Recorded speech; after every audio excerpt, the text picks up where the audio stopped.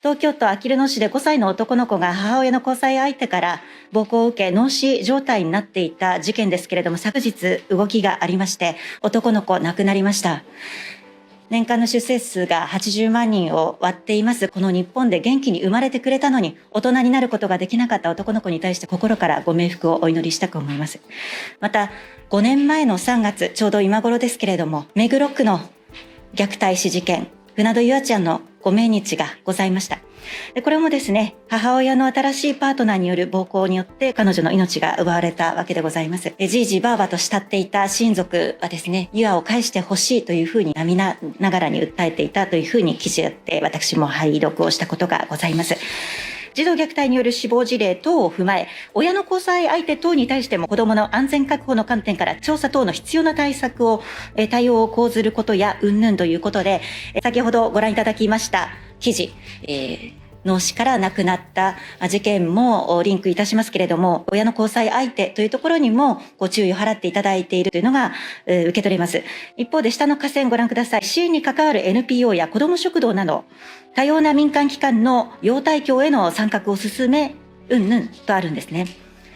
でここで誰か忘れていませんかということなんです。血のつながったもう片方の父親ないし母親、その祖父母はどこに行ったのかと、私たちはですね、悲惨な子どものニュースを目にするたびに思うわけです。社会のさまざまな機関によってセーフティーネットを多層にしていくというのは言わずもがな大切なことなんですけれどもね、血のつながった生みの父母や祖父母親戚、全く蚊帳の外のようにこの項目を見ると思えてしまうわけなんです。日本は単独親権国家で、夫婦が離婚すれば親権を持たない親や祖父母、いとこ親族等と子どもとのつながりがほぼ断絶状態になるというケースも珍しくございません。親子の交流、面会交流がやろうと思えばできますよとはいえ、実際に満足に行われているかといったら、そういう現状にはないと承知をしております。そこでお伺いいたします。虐待時の親が離婚していた場合、親権を持たない親が別居時の非虐待事実を知る術は法的に担保されていないと解釈しているが間違いないでしょうか。大臣、お願いいたします。児童相談所が同居死による児童虐待を認知した場合において、親権を有していない別居死に対してその児童虐待の情報を提供する仕組みはないものと承知しています。また父母の離婚後に親権を有していない別居親が同居親によるこの虐待の事実を調査するようなことを直接の目的とする手段については民法には規定がございません。もっとも民法766条第1項及び第2項によれば、父母が離婚する際に、または離婚後に親子交流に関する事項につき、父母の協議によりまたは家庭裁判所が定めるとされておりまして、別居親がこの親子交流の機会にこと接する中で同居親による虐待の事実を知ることはあり得るものと考えられます。ありがとうございます。お答えいただきましたように、親子交流の中で子どもの方から訴えてくれれば知ることができる場合もありますよということだと思いますけれども、かなりのレアケースだと思いますし、法的にそういった非虐待の事実を別居親が把握することができる法的な担保というのはないというふうに私は理解しております。今月3日の予算委員会、嘉田由紀子議員の質疑において明らかになったのは、一人親世帯における虐待死割合の高さです。子どもを有する世帯は日本で1122万世帯ということなんですけれども、うち一人親の家庭は72万世帯、全体の 6.5% です。父母がいる世帯が十数倍ということで圧倒的に多いので、過去4年間の虐待死の件数自体は父母の揃った家庭が上回ることになります。一方で、日本の全虐待死のうち一人親家庭で起きているケースがどれぐらいの割合なのかというと、極めて高い実情がございます。一人親世帯は 6.5% にもかかわらず、内縁関係のものや一人親本人からの虐待によって殺された子どもというのは全被害者のうち 35% を占めるということですね。で、虐待死は何度も虐待通告を受けている事例がたくさんあります。で、その事実を児相が別居親に知らせることっていうのはできないんですね。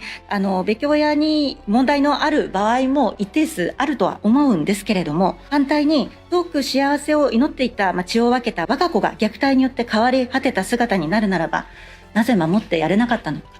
生き地獄を過ごすことになります。社会的なセーフティーネットを充実させる必要性はもちろんあるんですけれども、加えて生みの親やその親族とのセーフティーネットも必要ではないかと思います。で、児相から連絡が必須となるシステムが必要ではないかと思いますが、斉藤大臣いかがでしょうか。私は児童虐待の防止は非常に重要な課題であって、関係機関とも連携して全力で取り組んでいく必要があると認識しています。私の地元の野田市でかつて虐待で女の子が亡くなるということもありましたので、非常に生で重要性を感じているところであります。で、法務省は家族法制を所管しているわけですが、その見直しの議論の中でも共同親権制度の導入が児童虐待の防止にも資するとの意見があるということは承知をしております。で、こうした意見は共同親権制度を導入すれば、例えば児童相談所が同居親による虐待を認知した場面において、別居親にその情報を提供可能となる結果として、別居親によるこの救済の機会が増えるのではないかということを指摘するものと理解をしています。ただ、父母の離婚後の親権制度の在り方につきましては、現在法制審議会において調査審議が進められていることでありますので、諮問をした立場である私がですね、具体的な意見を述べるということは差し控えるべきだろうと思っておりますが、法制審議会ではご指摘の点も含めてさまざまな角度からの充実した審議がされることを期待しているということであります。大臣はことの重要性、大変深く理解してくださっていると思います。先ほども述べました船戸優愛ちゃんですけれども、前のパパが良かったとおっしゃっていました。その SOS を私たちは忘れてはいけないと思います。